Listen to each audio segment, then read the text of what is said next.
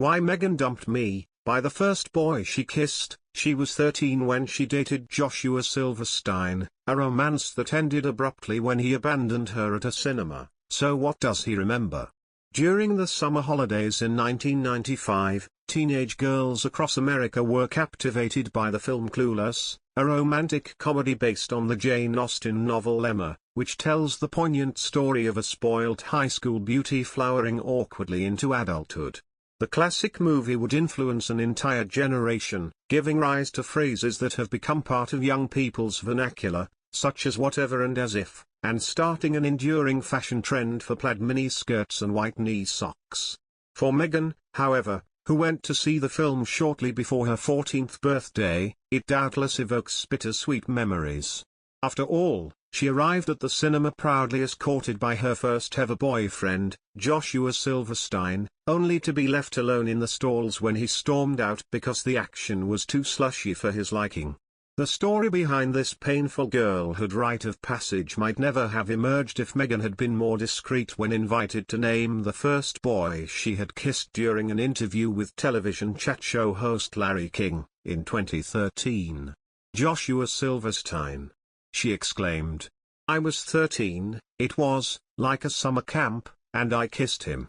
When King asked whether she knew what had become of him, she replied, a touch wistfully, "No, I don't know what happened to Joshua."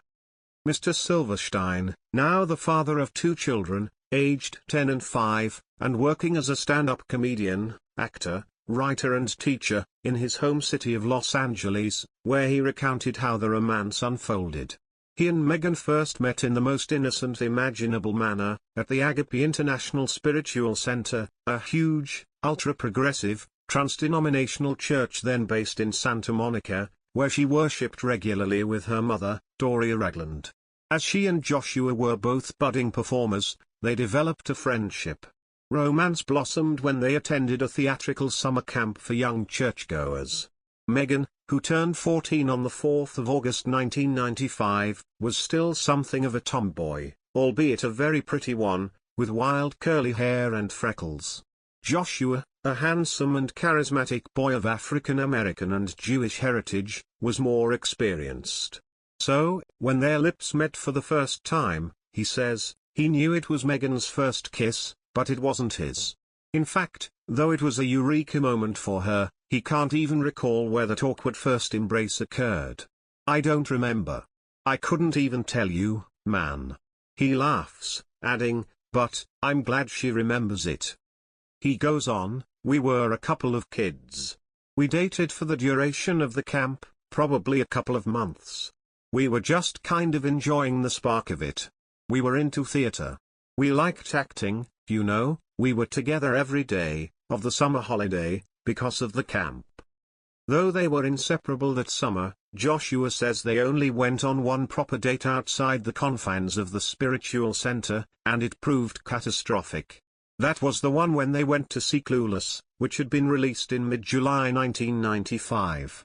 Presumably, it was Meghan's idea to watch the film, for with its sugary plot and preponderance of young female actors, it certainly appealed more to girls than boys.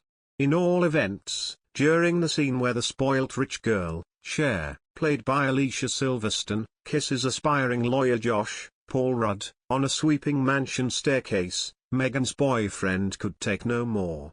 "We split up because I left her during the movie," he laughed. "We were watching together with our friends, and I left during the romantic scene because I didn't like the movie, and I was a teenage boy who didn't care. I was 13 or 14 and I didn't want to watch the romance part, so I got up with some of my friends to hang out, and we left.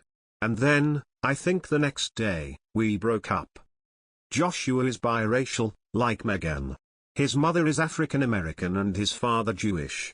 He says, "Meghan didn't appreciate that I left my girlfriend during the kissing scene.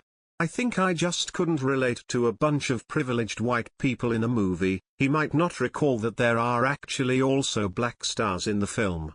"So I said, I'm going outside. She wanted to stay, so she watched the rest of it with other friends of ours." At a young age, the two of them had a strong desire to strip away the norms of gender and race, and now Markle has managed to transcend those boundaries in many ways.